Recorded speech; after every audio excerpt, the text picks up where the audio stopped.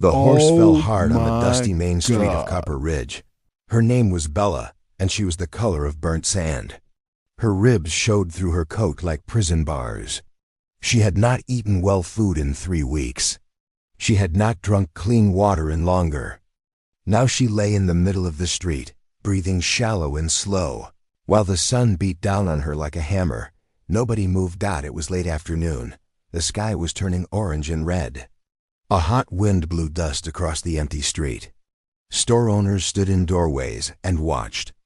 A few cowboys sat outside the saloon with bottles of beer. Children gathered on the wooden sidewalk, pointing and laughing. Nobody came to help. The man on the horse's back was Tom Harlow. Tom was tall and thin, with a face like old leather and eyes that had seen too much hard work. His clothes were torn and dirty. His boots had holes. He was a ranch hand, just a simple working man, and he had ridden Bella harder and faster than any horse should be ridden. The reason was not kindness. Tom worked for the biggest ranch owner in 3 counties. His name was Victor Creed. Victor was a rich man who did not care about animals. He only cared about money and power. He made rules, and everyone obeyed them. Even the law. Even the sheriff. Victor had given Tom an order that morning. Bring a message to the neighboring town. Bring it today. Do not stop. Do not rest. Tom was weak. Tom was hungry. Tom was tired. But he took Bella and rode. The horse was already weak when they started. She was old, maybe 20 years old, and her legs hurt. Her hooves were broken, but Tom did not stop. He kicked her. He pulled the rope tight. He screamed at her to go faster. For hours, Bella ran. Now in the middle of Copper Ridge, she could not run anymore. The fall was not dramatic. Bella simply stopped moving her legs. Her front hooves gave up. Her tired body dropped to the ground like a bag of rocks. She made no sound. She just fell and lay there, breathing hard and fast. Tom flew over her neck and landed in the dust. He got up quickly, brushing dirt from his clothes, and looked at the horse. Then he looked at the crowd. Then he pulled the rope hard. "Get up," he shouted. "Get up, you stupid animal." Bella's eye blinked slowly. She was still breathing. She was still alive. But she could not move. Tom kicked her side. Once, twice, 3 times. "I said get up." The children watched from the sidewalk. Some of them smiled. Some of them looked scared. Nobody told Tom to stop. Old Mrs. Henderson stood in the doorway of the general store. She had lived in Copper Ridge for 40 years. She had seen many hard things happen to many animals. But something about this moment made her heart break. She saw the horse's eye. She saw the pain in that brown eye. And she saw that nobody cared. The horse was helpless. The man was cruel. And the town was watching it happen. This was the way things worked in Copper Ridge now. The sheriff, a man named Jack Turner, was sitting inside the saloon. He heard the noise. He heard Tom shouting. But he stayed inside, drinking whiskey, not moving. Jack Turner had been a good sheriff once. He had believed in justice. He had believed in protecting the weak. But Victor Creed had power, and power had changed him. Now he only protected the rich. He only helped the powerful. The animals and the poor people, they did not matter anymore. Tom kicked Bella 3 more times. "Get up, you worthless animal." The horse made a small sound, not a scream, not a cry. Just a small, sad sound like the sound of something breaking inside. Then something changed. A door opened at the far end of the street. A girl walked out from the doctor's office. Her name was Sarah. She was 16 years old. She had red hair and strong hands. Her father had been the old sheriff before Jack Turner. Her father had died 2 years ago, and his last words to Sarah were simple. "Protect the helpless." Sarah, that is the only real law. Sarah saw the horse. She saw the blood on Bella's coat where Tom's spurs had cut her. She saw the horse's bones showing through her thin body. She saw the fear in the animal's eyes. And she saw Tom standing above the helpless creature with his boot raised, ready to kick again. Everything inside Sarah stopped. She walked forward. She did not run. She did not shout.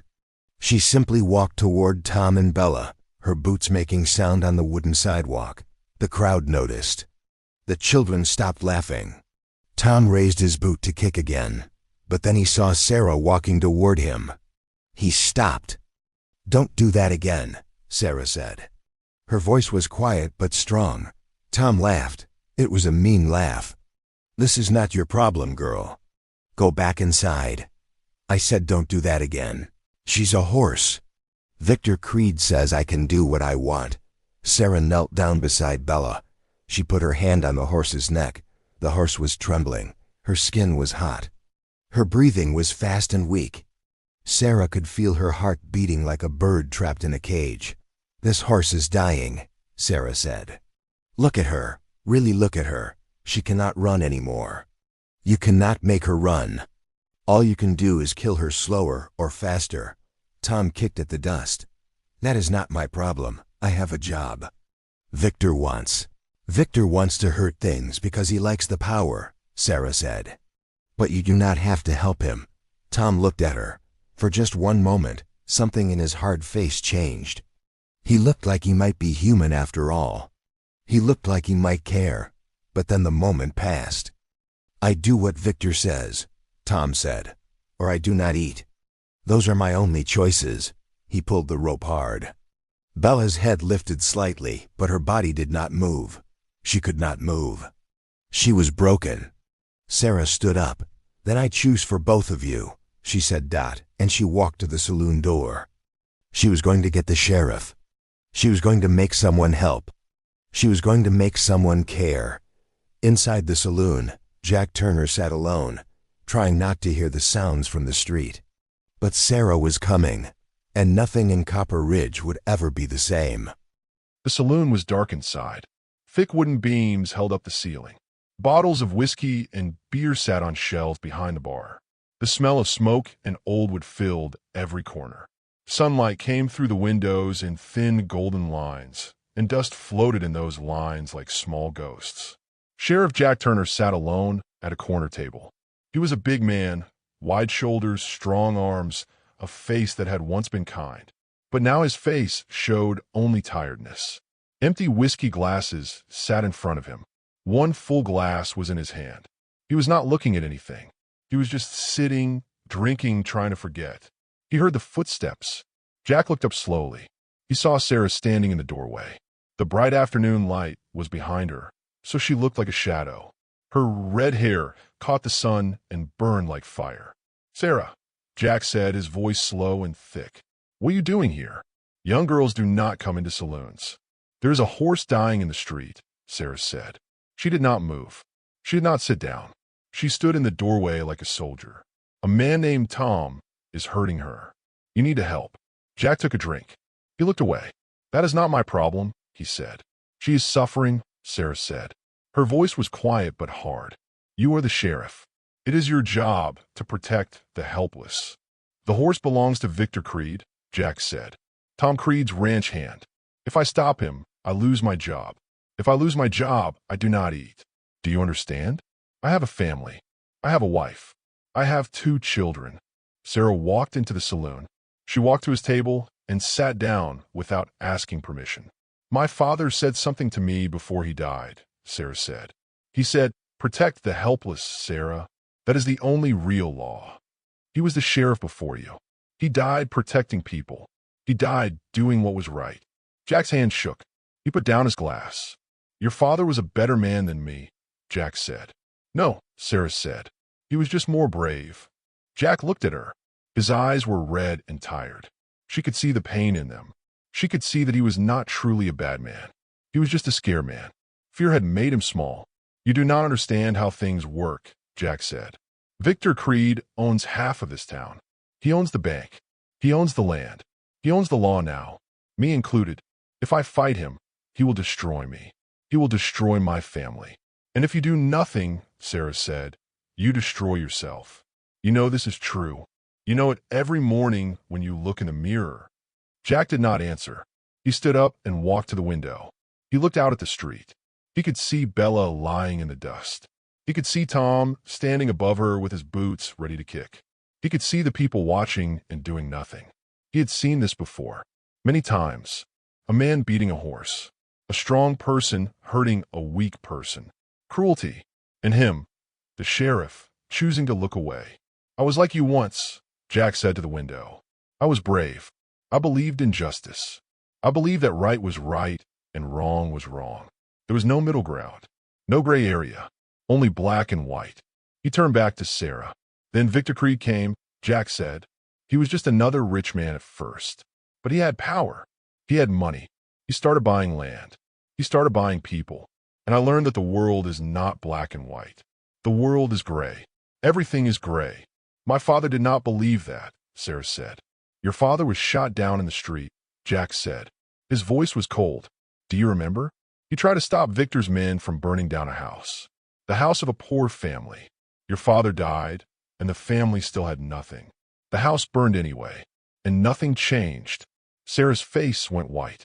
She remembered. She had been 10 years old. She remembered the sound of the gunshot. She remembered running to her father's body in the street. But she did not remember the ending. She had tried to forget the ending. "So you gave up," Sarah said. "I learned to live," Jack said. "You learned to die slowly," Sarah said. "And everyone can see it." Jack turned away from her. He walked back to his table. He sat down.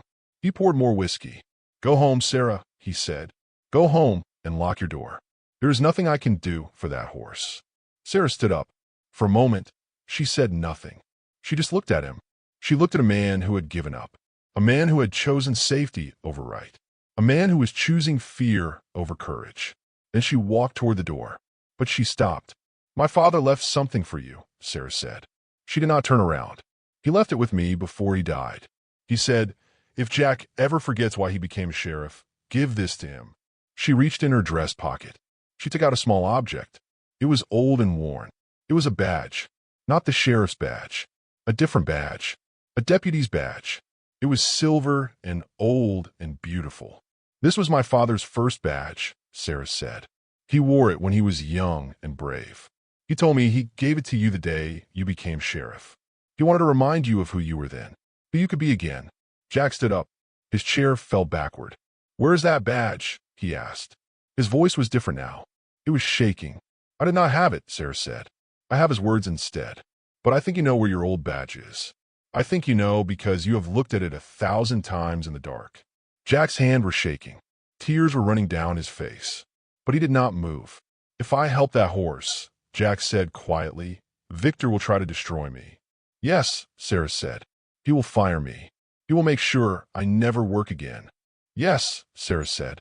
"My family will suffer." "Yes," Sarah said. "But you will be able to look in the mirror. You will be able to tell your children that you were brave when it was hard. You will be able to live with yourself." Jack looked out the window again. He looked at Bella lying in the dust. He looked at Tom, standing with his boot raised.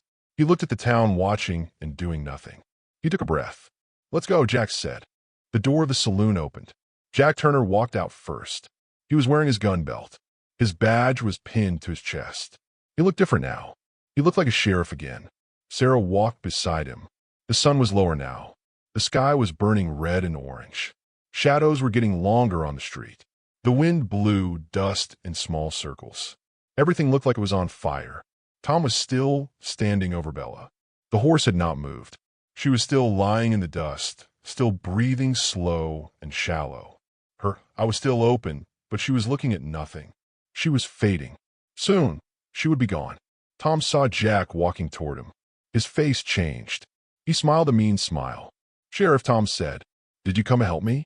This animal is causing trouble on the main street. I should shoot her and be done with it." Jack did not answer. He just kept walking. He came to stand beside Bella. He knelt down. He put his hand on the horse's neck, just like Sarah had done. The horse was hot. She was burning with fever. She was dying. Jack looked up at Tom. "Step away from the horse," Jack said. Tom's smile disappeared. "What?" Tom said. "I said step away from the horse," Jack said again. His voice was calm, but hard. It was the voice of a man who had remembered who he was. "She is Victor's horse," Tom said. "Victor said I could do what I want with her. You have no power here, Sheriff. Not anymore." Jack stood up slowly. "I'm the law in this town," Jack said. "Not Victor. Not his money.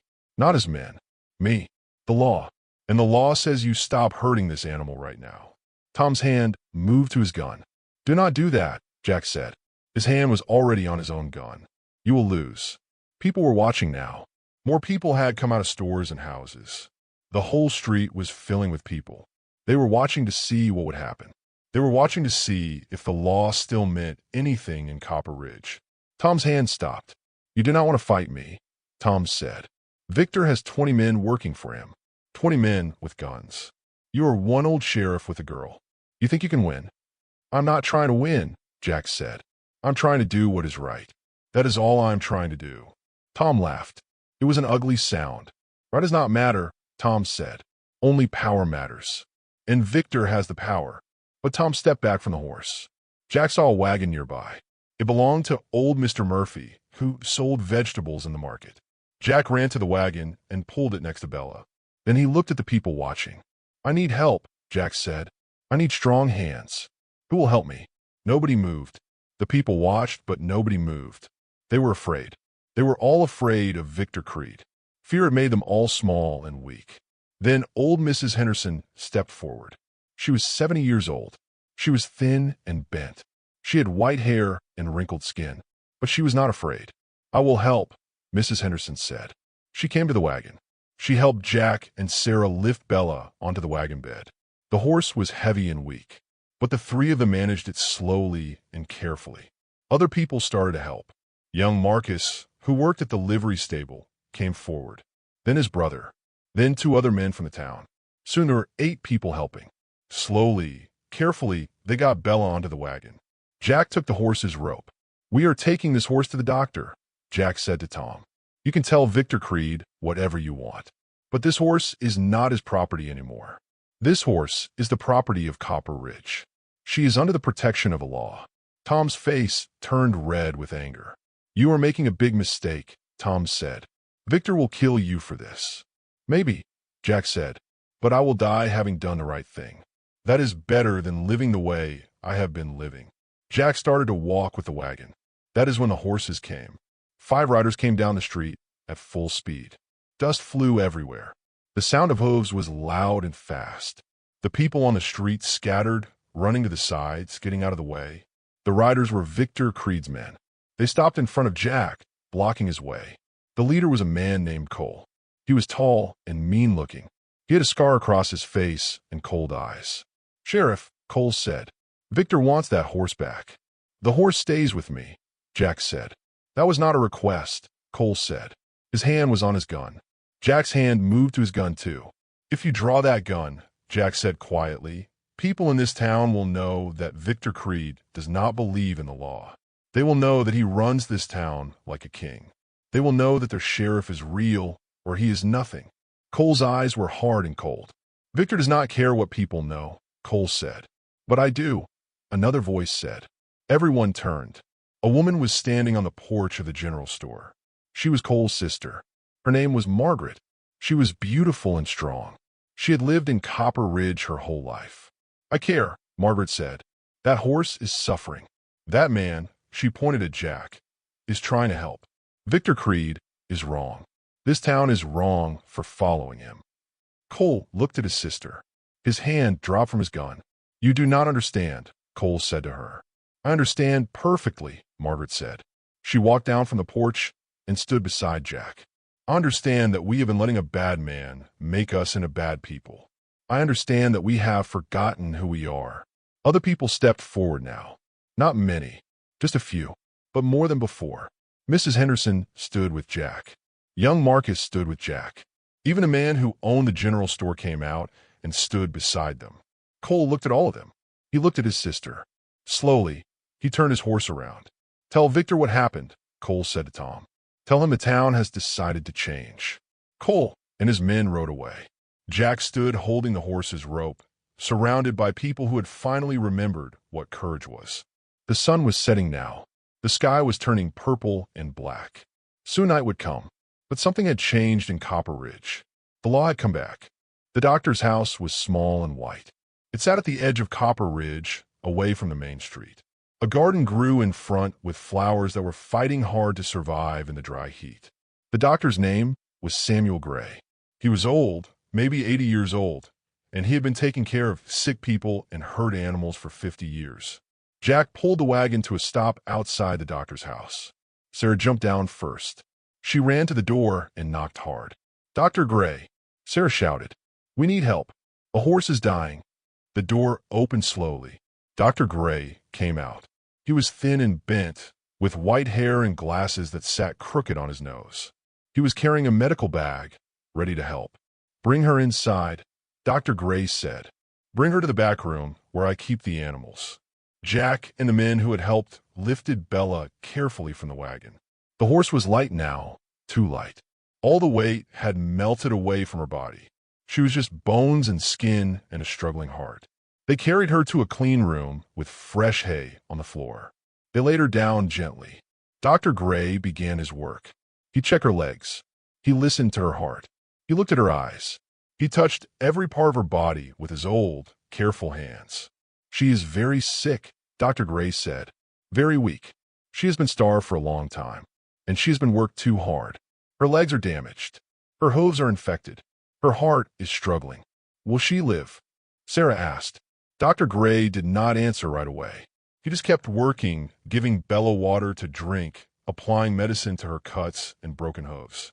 "I do not know," Dr. Gray said finally. "Her body is strong. Animals are often stronger than we think.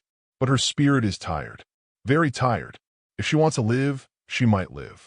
If she gives up, she will die. It is her choice now." Jack sat down on the hay beside Bella. He put his hand on her neck. "You have to fight," Jack whispered to the horse. "You have to stay strong. A lot of people risked something for you today. Do not give up on us now." Bella's eye blinked slowly. She looked at Jack, and then she rested her head on the hay and closed her eye. Outside the doctor's house, the sun had disappeared below the mountains. The sky was dark blue, almost black. Stars were starting to appear. The wind was getting cold. It was going to be a cold night. Jack stepped outside. A group of people were standing near the wagon. Mrs. Henderson was there. Young Marcus, the general store owner. Maybe 20 people in total. They were waiting. They were watching. They were afraid. "What happens now?" Mrs. Henderson asked. "Now we wait," Jack said. "We wait to see if Bella lives or dies. And we wait to see what Victor Creed does." As if the words had called him, horses appeared on the road. Many horses, fast horses, coming toward the town from the direction of Victor Creed's big ranch. The sound of hooves was loud and angry. 20 men rode into town. Maybe more. They were all wearing guns. They all looked mean and ready to fight. Victor Creed was riding in front. He was a big man, wide and strong, with dark hair and cold eyes. He wore expensive clothes that were dusty from the ride. He rode with power, like a king on his throne, like the world belonged to him. He stopped his horse in front of the doctor's house. "Where's my horse?" Victor said. His voice was loud and hard. Jack stepped forward.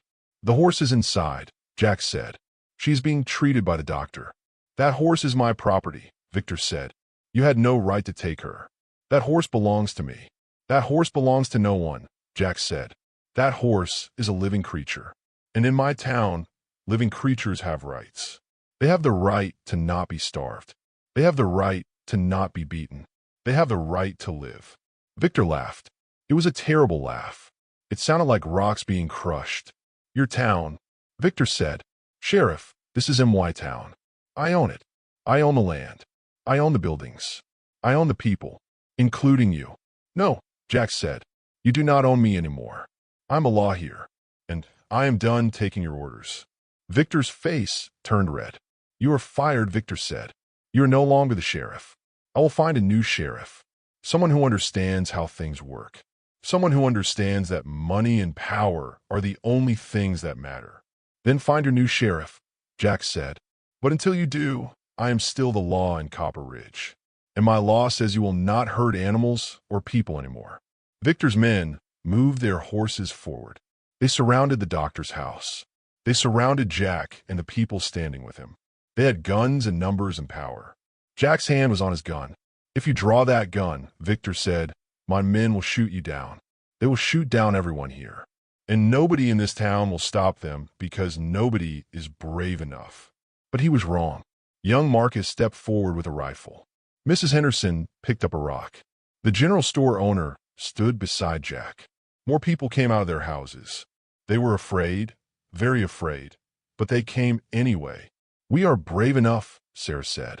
She was standing beside Jack, looking small but strong. "You cannot have this town anymore.